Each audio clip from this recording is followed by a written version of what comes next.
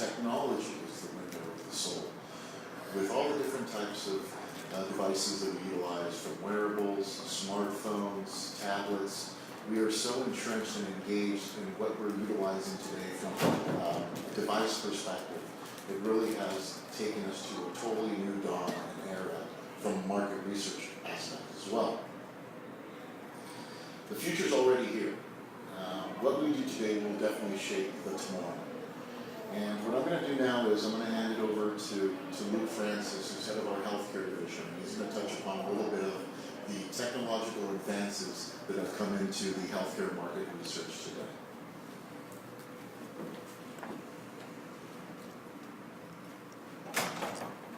Thank you, Jason, and good day, all of you. Technology. It's so amazing to see how technology has transformed the way we live. Now, these modern technologies has given us many ways to discover most of these functional and utility devices. And these technological revolutions have led us to live our life more easier, faster, better, and more fun. Every day, we as humans are integrating ourselves more and more with the technology around us. And when it comes to healthcare, we use latest technologies to get the maximum benefits to lead a healthier and stress-free life. But what we are noticing is that we are deciding to blur the line between virtual and reality. And as we integrate ourselves more with the technology around us, we are finding ways to allow it to augment us.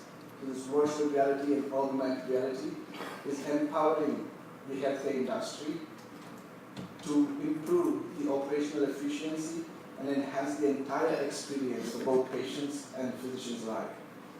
Virtual reality is a technology. It's a fully immersive technology which kind of tricks your senses to think that you are in a complete different environment, a world apart from the real world, wherein augmented reality augments or overlays digital information in your real world environment. And when you bring both this virtual reality and augmented reality together is what we call as mixed reality. And this technology enhances more in terms of audio and visually. And this technology allows us to be fully immersive in the real world environment while we interact with the digital elements. And when we see how this technology is enhancing the healthcare industry, we find 4 key areas where this can be leveraged. The surgical applications, remote care, we also use this in medical training and therapies or the pain management. The surgical applications, this provides surgeons with a complete, a fully immersive experience. For example, an orthopedic surgeon treating a patient with an ankle injury, even before he enters the operating room, he has an experience of the holographic image of the actual ankle with the added augmented data from the x-rays, the other imaging devices, the x-rays or the MRIs, just in front of his eyes. So it also provides him a pre-surgical experience, minimizing medical errors and faster recovery. And this technology enhances opens the entire window for remote care for our elderly. And as such, taking an example from the surgical care, for example, if a patient needs an urgent care in a region and that particular specialist is not available in that region, and so the local physicians have to reach out to some specialist who is far away, but this patient needs an urgent care, which allows, this technology will allow the specialist from a remote region to be fully immersed in the operating room while guiding the physicians, local physicians, to operate upon, by which it reduces time. It also reduces the stress of traveling vast distances by both the patients and the physicians. Our next generation medical students will be more enhanced with this experience, using simulation instead of just looking at a mannequin to understand and study about the human anatomy or physiology. Now this will give a complete immersive learning and experience for the medical students, while they will be able to zoom in, zoom out, or even walk into any specific organ they want to learn about. This reminds me of a beautiful quote by a famous Mr. Benjamin Franklin, who says, "You tell me I forget, you teach me I remember, you involve me I learn." In that way, American students are going to leverage this technology to be fully immersive and involved in their learning. And this is where the entire investments are being funded. And this technology is projected to reach about 5.1 billion in the next 5 years, only next to the gaming industry. With that, I leave the floor back to my colleague Jason, who will talk to us about how the technology will transform the way we do market research. Excellent. So, in relation to what we've done at Borderless Access, we've created an analytics-driven programmatic sampling suite to go along with our proprietary physician and patient panels globally. With that, we've created machine learning device sampling techniques to make it more efficient and effective for market researchers in the healthcare industry. In terms of reaching the right audience at the right time, what we've done here is shown you 2 examples between North America and Europe. And what we've created is heat maps in all of our proprietary markets to understand when is the optimum time to launch your survey. As you can see here, within the areas that are shaded in a very dark red color, that's when we're seeing the most responses come in within both regions. Using an example as general practitioners, what we've seen between the 2 examples of North America and Europe, we've noticed that in North America, the general practitioners are more inclined to respond to the surveys earlier in the week, whereas in Europe, it's more middle to latter part of the week. Looking at oncologists, there isn't really much of a variance there in terms of where we're seeing the response rates between US and Europe. We do just see that they're more inclined to do it towards more of the middle of the month as opposed to the beginning of the month. In relation to leveraging these heat maps, we're able to target the respondents not only at the right time, but also utilizing the right channel, whether it's online, whether it's mobile, or whether it's through their social media handle. Case in point, when you look at a country like South Korea, the likelihood of you finding these respondents online is very unlikely. You're going to have to engage them through their mobile devices or through some sort of social media handle. Targeting physicians obviously more accurately will generate higher response rates. That's why we give this direction in terms of utilizing the appropriate channel for that audience. In terms of the future, what we've done is created a whole new level of insights that's gathered directly by other researchers that eliminates errors and improving the quality of the results. On top of that, we're gathering VR participants via eye tracking and brain mapping methodologies to have these audiences pull in within the funnel. In terms of the future, the virtual world invades market research. With medical product concept and concept review surveys using virtual reality, we're able to not only cut down the surgery times that these physicians are actually in the operating room, but also it cuts down the costs that are associated with not only the procedures, but also recovery times of these patients. Tomorrow came yesterday. By creating a unique hybrid research methodology, we're able to provide a machine learning algorithm that provides rich and qualitative feedback. Today we have technology to explore patient experiences and life moments like never before. In terms of wearables in healthcare, wearables offer that bridge between the physicians and the patients. In this day and age, physicians now can actually track what types of ailments, what types of issues that their patients are actually going through, and in real time they're able to diagnose and treat in real-time basis. So behavioral and lifestyle data does enable physicians to diagnose and offer personalized treatment to their patients. Another quote that Ben Franklin said was, "To succeed, you jump as quickly at opportunities as you do at conclusions." And that's where we are today in the healthcare market research industry from a virtual reality perspective. Thank you.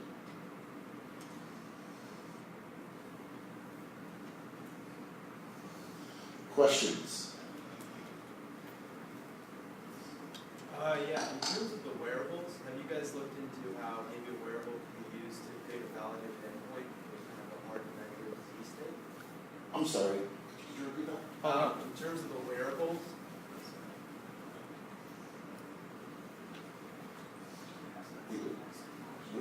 In terms of the wearables, have you guys considered how a wearable device could be, applied to creating a validated endpoint for a clinical trial and kind of a hard to measure disease state?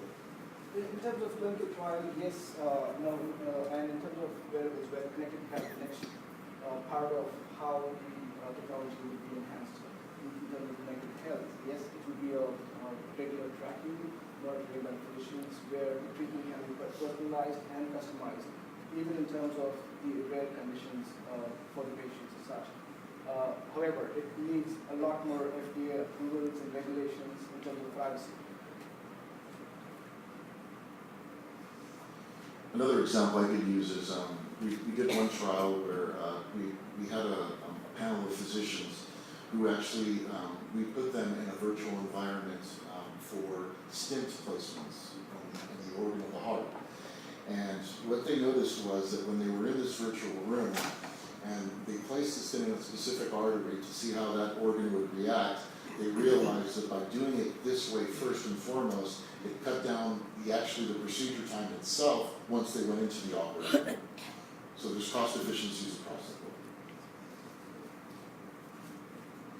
Adoption. So physician adoption of those wearables and of just actually taking that as an input, I think it's still pretty low, right? Unless you're a true integrated value-based care, I have to think, just the experience globally, that this is more, there's a better uptake in the UK and other countries where there's an incentive to do that, where we're still pretty fee-based driven at this point in the US. Just interesting your comment and curiosity around that take of this.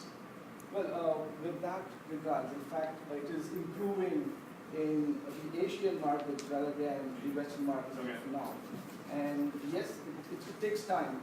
There are a lot of tests and reviews are happening all around the world. So many technology companies are investing in this technology, as well as the healthcare companies coming together to enhance the entire experience. However, yes, it will take some time in terms of adoption for physicians all over. I mean, right now they're not even using EMR because they're having to check boxes, right? It's not giving that clinical decision-making relevancy or efficiency. So how do you integrate a patient's data when they can't integrate the current system, right? There's this still disconnect. It seems like it's still very far off in the US. I don't know how you characterize that in terms of your seeing adoption. It is. In terms of adoption, it is taking much more time. It is much slower. As well as in the UK, there is, when I spoke about the remote surgical application, there are a couple of cases in the UK which is being tested and tried. It'll take more time here for the regulation in the US to pass. Can you give some examples of how you've actually used VR in market research applications? Like some blinded example? I mean, I get how it's used to teach surgery, but have you actually applied it to market research in some ways? Yes, the VR in market research is more towards the product concept testing. So we use this simulated environment with a group of physicians that we had recruited. And as my colleague explained about the stent usage. So independently, these physicians were able to get into this environment, understand how the stent can be placed into the artery and how the organ acts and reacts to respiration. And we got richer information or detailed feedback from the physicians as such. So device testing was the main business problem. Okay. You could also utilize it for shelf testing as well. So if you have a client that basically wants to create a virtual environment of, let's say, a pharmacy, and when they're actually going into these pharmacy locations, right? What are those things that are resonating when they're actually walking into that office? What is it actually that they're going to take away from it when they're walking away, right? Then you get granular. Then you're actually understanding what is making these people motivate one way or the other based on that particular product that they're actually looking at. And you can also utilize it as well when you're looking at different types of VR environments in terms of, uploading 3Ds, holograms, actually making it more, interactive with the person that's actually taking the survey, right? Because now they're more engaged. They like to spin it around. They like to see how it actually feels, how it looks. This is something even that you can do. You start off in the virtual room, and then you can even do it on an iHub on a back end, right? If you want something more qualitative, and you can do that as well. Any other questions? Oh, yes. Have you ever used it to develop patient profiles? Yes, yes we have. And we've used it in India, China, Russia, and Indonesia as well.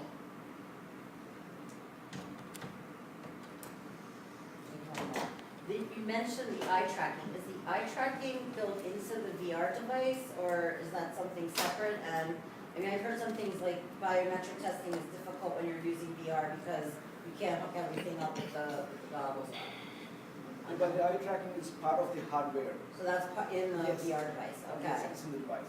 And other biometrics, I guess you can do leads and stuff on the body, but not Yes, necessarily in the eye, okay. correct. Yes. Well, thank you, everyone.